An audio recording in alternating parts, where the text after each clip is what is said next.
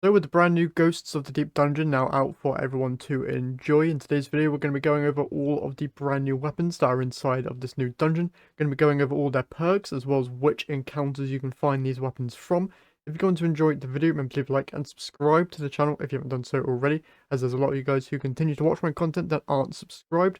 Subscribing is free to do and it really helps me out a lot. Just one simple click, so if you could do that, that'd be greatly appreciated. Let's just dive into today's video. First off, let's go over where you can actually find these weapons from. Obviously, they're tied to the brand new Ghosts of the Deep Dungeon, which can be found in the Helm. And from the first intro encounter, which is the one where you have to open the door, you can get the brand new Pacific Epitaph Legendary Stasis Breech-Loaded Waveframe Grenade Launcher, the No Survivors Aggressive Frame Solar SMG, and the Cold Comfort Aggressive Frame Stasis Rocket Launcher. From the first boss, I believe that you can get the SMG rocket and the Greasy Luck Rapid Fire Frame Solar Glaive. And then from the final encounter, you're able to get all of these weapons alongside the Navigator Exotic Strand Trace Rifle. Now that you know which encounters you can get their weapons from, let's head over and talk about them in detail. We're going to start off with the Navigator. This is the exotic that is tied to this dungeon, and you are able to acquire it once per week on all your characters from the final boss. An RNG drop, so best of luck trying to get this. Its perks are Protective Weave, where firing this weapon at an ally grants woven mail to both the user and the target, as well as Weft Cutter, where dealing sustained damage severs a target. Also with Weft Cutter, if you sever a target, you will also gain woven mail, which is a nice addition there that they don't mention in the perk. For the Catalyst, you'll be able to shoot out your very own grapple point, similar to those little green orbs that you can find on Neomuna. So just hold reload, you can shoot out one of those, which you can freely grapple to, which would be great for any exploration that you'll be doing within this dungeon or any activity for that matter.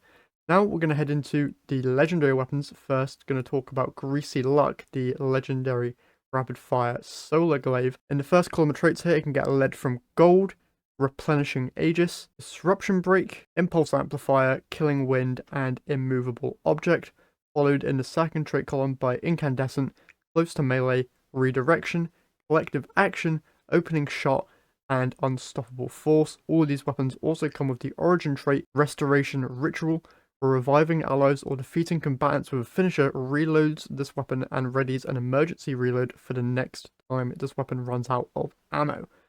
For this glaive, I'm not gonna lie, not the best in terms of glaive knowledge personally. Incandescent in the second trait column, probably not going to be bad. Close to melee, pretty sure is pretty good. Collective action will be good if you're generating a lot of elemental collectibles. Unstoppable Force, also not a bad shout there in the second column. First column, Replenishing Aegis, lid from gold. Disruption Break could be quite useful there. Now we're going to go on to more of the interesting weapons here. The new Pacific Epitaph, the legendary Stasis Waveframe Grenade Launcher.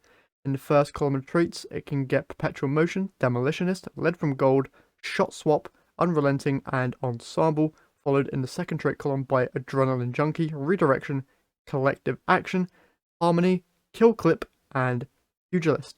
Sadly, this weapon does not have access to Chill Clip. This would have made this weapon so good, so we're still going to have to wait for a Stasis Waveframe with Chill Clip, but that doesn't mean that this weapon doesn't come with some really good perks.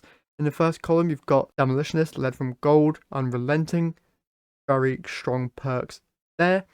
Second column, Adrenaline Junkie can work with Demo quite well. Redirection isn't too bad because you'll be able to really easily kill basic enemies and then you'll just be a free damage buff to more powerful ones. Main perks for the second column though, Collective Action, Harmony, probably even Kill Clip would work out really well here. Now we go on to the No Survivors Aggressive Frame Solar SMG. In the first column of traits, it can get Demolitionist, Rangefinder, Discord, Surplus, Offhand Strikes, and Well-Rounded, followed by Incandescent, Adrenaline Junkie, Target Lock, Collective Action, Pugilist, and Elemental Capacitor. So for PvE, the main role here, Demolitionist and Incandescent. Once you get this role, keep it. It is an absolute beast. Once I get this role, it's going to be replacing my Callus Mini Tool, because the only thing that Callus Mini Tool really has is the Incandescent, but having Incandescent paired with Demolitionist on an SMG is going to be really fun. PvP, Rangefinder Target Lock, Surplus Target Lock, going to have a great time there.